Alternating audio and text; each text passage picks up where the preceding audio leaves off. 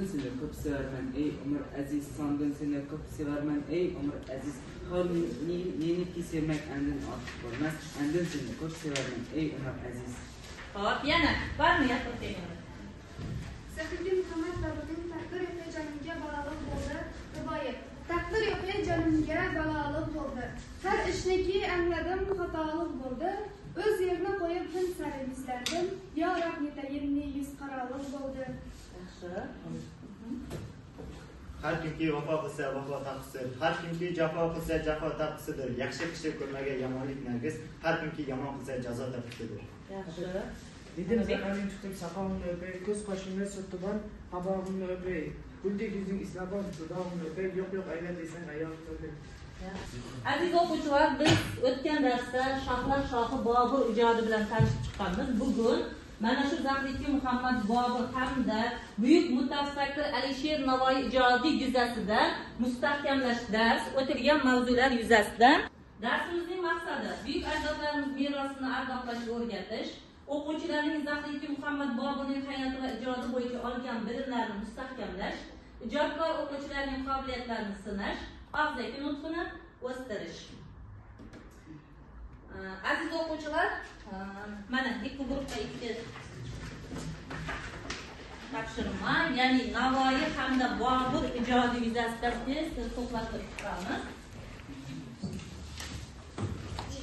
Bu yerda aralashib ketgan hamma yomon o'ziga tegishli bo'lgan so'zlarni topib yopishtirib chiqamiz. Tez hamma guruh bo'lish kerak. Yopishtiramiz. Bu ham Navoiyga ham taalluqli so'zlar.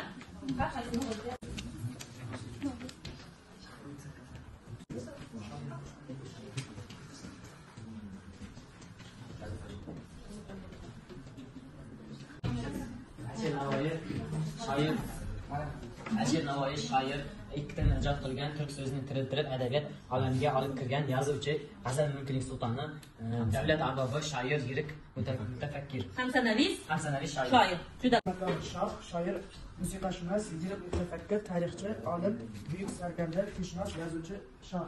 To'g'ri, yaxshi. Endi aziz o'quvchilar, baholanganlarda kim javob berdi? Bolalarni qo'yib qo'ygan, baholab chiqaveramiz. Endi aziz o'quvchilar, biz bilgan, bilmagan Bobur haqida 10 fakt.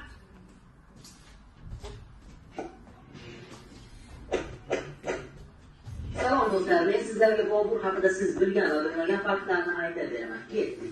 Zahiriddin Muhammad Bobur 1483-yil 14-fevralda Andijonda dunyoga baxtsiz hodisa tufayli olamdan o'tgach, 12 yoshli Bobur Farg'ona taqdir o'qigan. Bobur so'zi fors tilidan olingan bo'lib, she'r, yo'lbars degan ma'noni anglatadi. Bobur juda kuchli va baquvvat inson bo'lgan. Ikki yelkasida ikki odam yurib, har qanday yomg'irni ustida mashq qilgan aytadi. Bobur yo'lida uchragan har qanday daryoni suzib o'tar edi. Ikki marta Ganga daryosini suzib o'tdi. Qanchoq muddat qarinda Amir Temur davlatida Farg'ona Boburga Bobur Boburga ko'chirdi. Mana shunaqa faktlar do'stlar. Agar Aziz o'quvchilar, endi kim topqir o'yinlar bunda Boburning narsalarini o'qidik. Parchalar berilgan edi. Hozir quyidagi parchalar Alisherbek naziriy yo'q kishi berdi. Turkiy til bilan to'g'ri aytib turlar. Hech kim qancha ko'p aytgan emas. Alisher Navoiysi. Qaysi asarda? Boburning narsalaridagi Alisher Navoiy tasviri. Shahrosken bitirlar. Mo'g'ul va o'zbek jihatidan bu tarixda buzilibdi. Aslo ma'mura qolmabdi. Nasib? Farg'ona tasviri. To'g'ri. Gumbaz yo'q. Olamda ancha ulug' gumbaz yo'q deb nishon beriladi. Qaysi parchada o'qidik? Samarqand tasviri. Bu ham qaysi asardir? Boburnoma. Xo'p, yaxshi. Alisher Navoiyning g'azallarini, Boburning g'azallaridan namunalar gap olganlar bo'lsa, marhamat. G'azallar. Alisher Navoiyning kecha kelgimdir divan g'azali. Kecha kelgimdir divan ul sargi biliru kelmadi. Ko'zlarimga kecha tong atguncha uyqu kelmadi. Lahza chiqdim chekdim yo'lidan tezor. Keldi janobimga yo'q o'sha ubat hol kelmadi. Yo'q kelmadi. Xo'p, qani. Zahiriddin Muhammad Boburning tarixning men ko'rmagan. Tarixning men ko'rmagan jabru jafosi qoldimi? Hasta ko'nglim chekmagan dardu balosi qoldimi? Meni har yetti yo'q qildi muddayni parvarish, Bahriddin parvarning o'zga muddaosi qoldimi? Zahiriddin Muhammad Boburning hamda Alisher Navoiyning g'azallar rivoyatlari berilgan. O'rniga qo'yilib, o'quvchilar aytib chiqamiz mana. Ko'rib turiblar.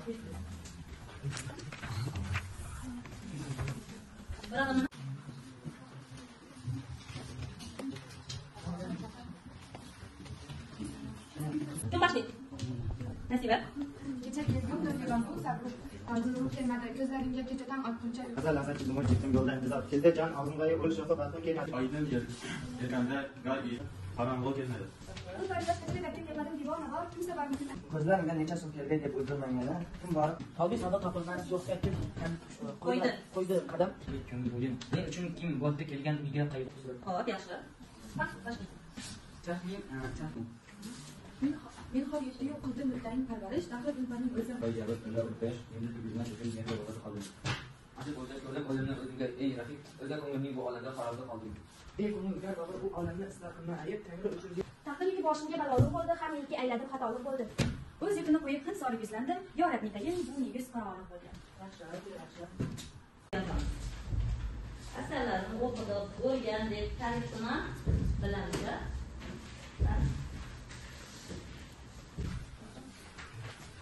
Maktub deb qo'yamiz. Qarasiz.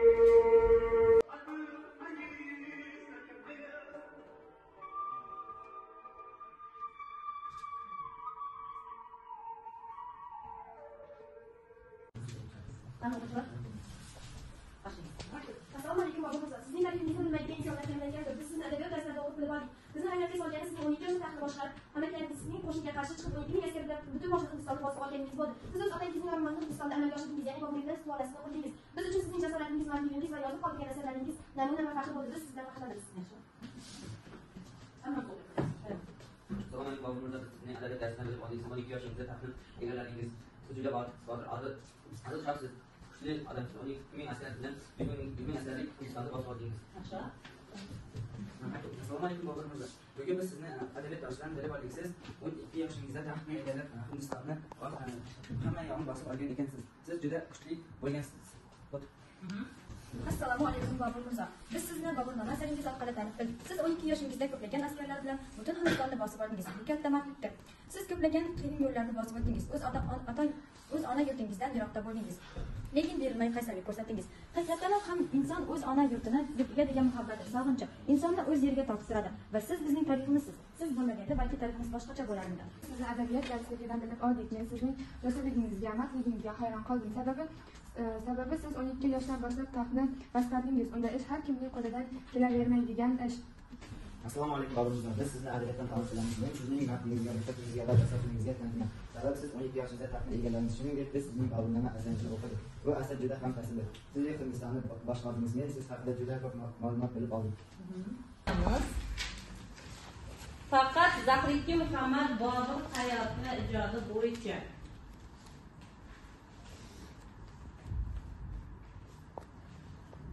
to'rtta savol.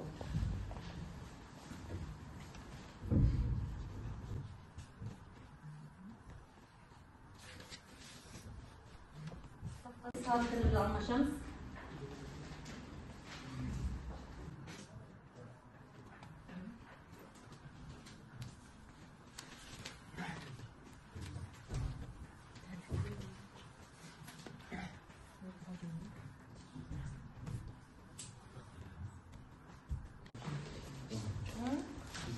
Belgilab chiqdi. To'g'ri, noto'g'rini belgilab. To'g'ri.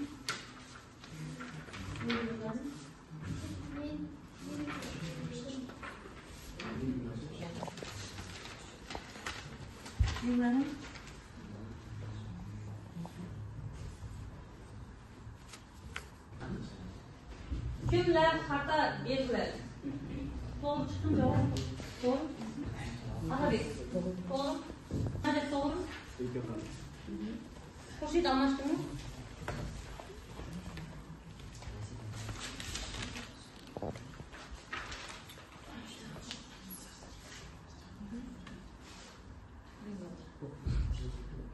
to'g'ri bo'lsa to'g'ri, hechga chiqmaydi.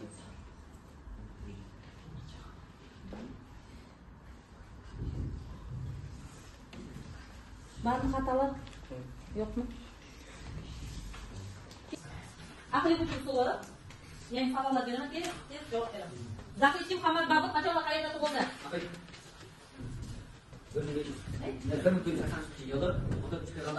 Andijonda tug'ilgan, to'g'ri. Boburning otasining ismi? Umar Shayx Mirzo, to'g'ri. Boburning onasining ismi? Ko'pnigar xonim. Zahiriddin Muhammad Bobur necha yoshda taxtni egalladi uchun? 12 yoshda. Bobur nechanchi yili Hind sultoni Ibrahim Lodiyning askarlarini yengib kim? Qancha askar bular? Qancha askar yengdi? Ibrahim Lodiyning 100 askarni yengdi. Bobur Aruz nazariyasidagi qanday risola yozdi? Boburdan boshqa narsalar yozmadi. Ikkovi boshqa. Faqat muxtasar. Bobur Xo'ja Ahmedning qaysi asarini turkiy tilga tarjima qildi? Biz Boburni Tarjimon Fatihani deymiz. Vali diyor. Boburnoma qanday asar? Boburnoma qanday asar? Tarixiy va adabiy asar. Ya'ni me'mor asar degansiz. Me'mor asar deganimiz fars so'zi bo'lib, fars tilidan olingan bo'lib, eslatlar degan ma'noda bildiradi. Ya'ni muallif o'zi qatnashgan yoki o'z ko'zi bilan ko'rgan voqea hodisalarni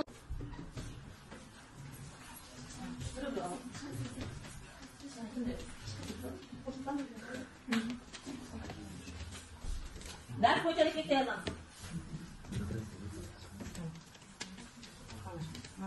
Mana, qaysi vazifani bajarishda qiynaldingiz? Sizga bajarishda oson bo'lgan topshiriq, dars bo'yicha fikringiz, o'qituvchiga tilagingiz, taklif va tavsiyalaringiz. Har zaman bir o'zlaring qo'llaringni.